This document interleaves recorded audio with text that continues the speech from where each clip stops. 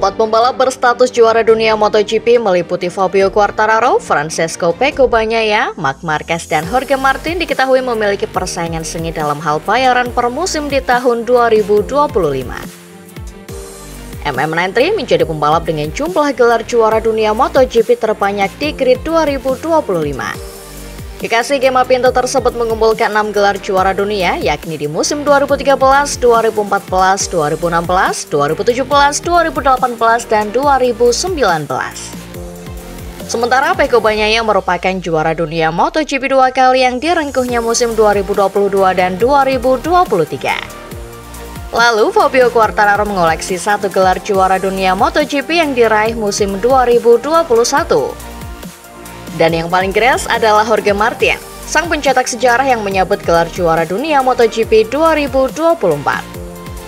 Jorge Martin sukses menyabet titel kampion bersama Pramac Prima Racing dan di MotoGP 2025 menyeberang ke pabrikan Wale Aprilia. Menariknya, Jorge Martin menjadi pembalap dengan jumlah lesatan kenaikan gaji tertinggi, yakni 4 kali lipat dari tahun ini. Berikut rekapnya dirangkum dari berbagai sumber. Jorge Martin.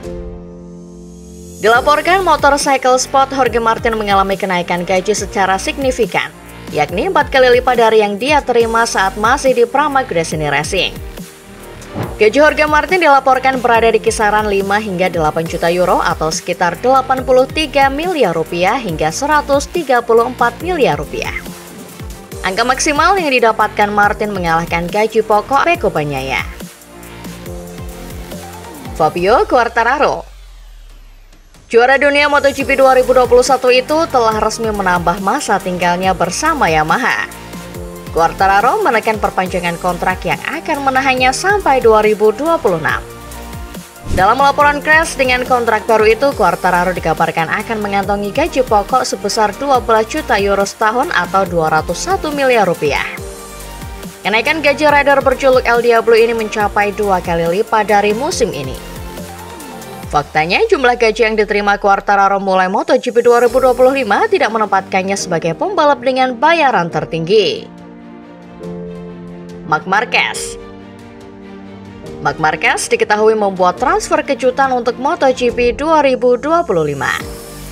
Pembalap berinisial MM93 ini resmi bertandem dengan Francesco Pecco Bagnaia mulai musim depan.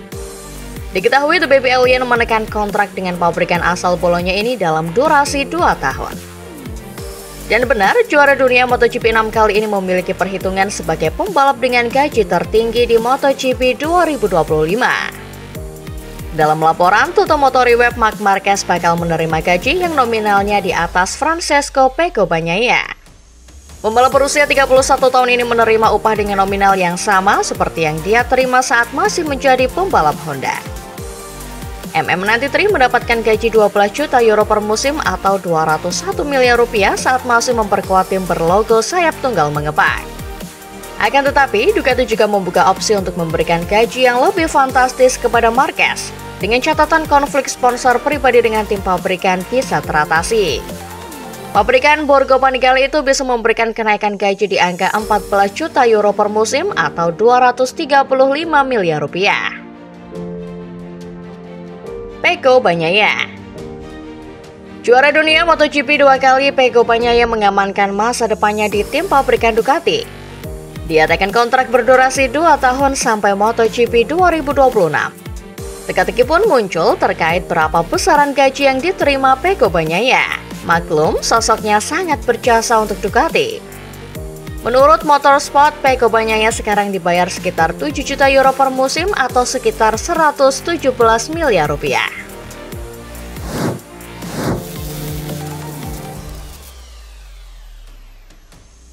Untuk musim 2027, motor MotoGP akan mengalami perubahan paling radikal sejak diperkenalkannya mesin 1000 cc pada tahun 2012. MotoGP akan beralih ke Formula 4 tak 850 cc. Dengan aerodinamika yang dikurangi dan perangkat Red Hike Device dilarang sama sekali. Sementara semua pabrikan merahasiakan rencana pengembangan mereka untuk tahun 2027. Manajer umum Ducati telah memberikan gambaran sekilas tentang kapan ia mengharapkan prototipe pertama merek tersebut akan mulai dites di lintasan. Gigi Dall'Igna mengungkap sekarang Ducati sedang mengerjakan motor 2027. Namun, sekarang sulit untuk menentukan jadwal pasti kapan motor itu akan dirilis. Namun Dall'Igna mengaku tahun depan sudah pasti akan mulai diuji coba pertama kali. Sebagai bagian dari perubahan regulasi untuk tahun 2027, produsen non-konsesi akan terikat pada pembekuan pengembangan mesin sejak awal kampanye 2025. Hal ini akan memberikan penekanan ekstra pada pengembangan musim dingin Ducati untuk tahun 2025 karena berupaya mempertahankan posisi dominannya dalam kejuaraan. Pada tahun 2024, Ducati mendominasi dengan 19 dari 20 kemenangan Grand Prix dan mengunci 4 posisi teratas dalam kejuaraan pembalap. Ketika ditanya apakah pembekuan pengembangan mesin yang akan datang dapat menyebabkan dominasi Ducati merosot menjelang tahun 2027, Dall'Igna berkata tidak tahu. Sebab musim baru adalah musim yang sama sekali baru bagi semua pabrikan. Jadi, pabrikan yang sedang kesulitan sekarang bisa maju ke depan. Berdasarkan aturan konsesi saat ini, Ducati merupakan yang paling dibatasi karena posisinya dalam tatanan kompetitif. Selain menghadapi pembekuan pengembangan mesin mulai tahun depan, Ducati juga tidak akan dapat menurunkan wildcard dan memiliki lebih sedikit ban untuk digunakan dalam pengujian.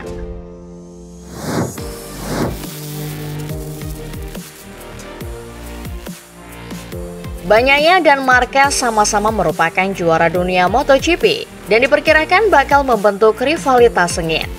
Apalagi Bagnaia merupakan anak didik Valentino Rossi, musuh bebuyutan Marquez sejak 2015. Atas alasan inilah, garasi tim pabrikan Ducati akan jadi sorotan sepanjang musim depan. Lewat GP1, Suppo mengaku yakin Ducati Lenovo Team lagi-lagi akan merebut gelar dunia, entah bersama Bagnaia atau Marquez. Keduanya akan mendominasi persaingan papan atas. Namun, hal ini juga berpotensi menimbulkan konflik. Seperti halnya Valentino Rossi dan Jorge Lorenzo sesaat bertandem di Yamaha. Suppo juga menyatakan bahwa Ducati tak boleh terlena karena berhasil menaungi seorang 8 kali juara dunia. Menurutnya, jika ingin tetap berkuasa di MotoGP, Ducati harus adil dalam memperlakukan kedua pembalapnya. Dan jangan sampai Bagnaia merasa tersisihkan akibat kedatangan Marquez.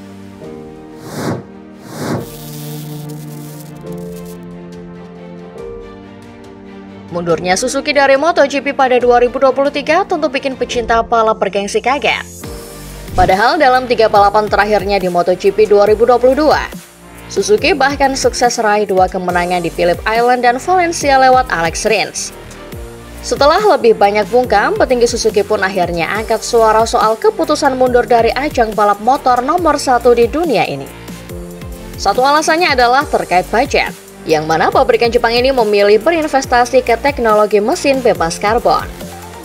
Meski begitu, desas-desus pabrikan ini kembali ke MotoGP mencuat lagi.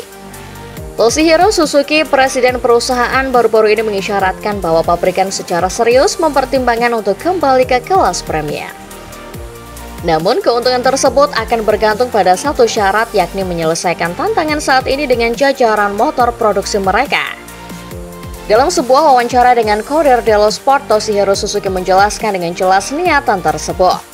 Menurutnya, sebelum kembali terjun ke MotoGP, Suzuki harus menyelesaikan masalah di pasar terlebih dahulu.